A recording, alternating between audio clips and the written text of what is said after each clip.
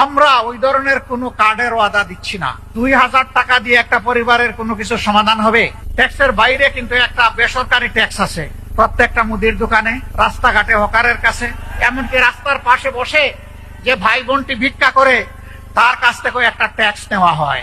ওই ট্যাক্স বন্ধ করে দেওয়া হবে ইনশাআল্লাহ।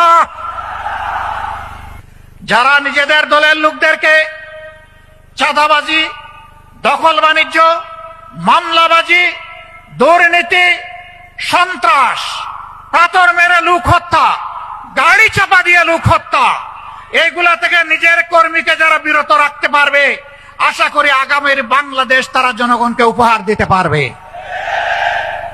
আর যারা এগুলা পারবে না, তারা যত রঙিন স্বপ্ন জাতিকে দেখাবেন, জাতি তাদের এই মতলব বুঝতে জাতির মোটেই কোনো অসুবিধা হবে না। প্রিয় ভাইয়েরা, আমি কারো সমালোচনার দিকে যেতে চাই না। কেন চাই না জানেন?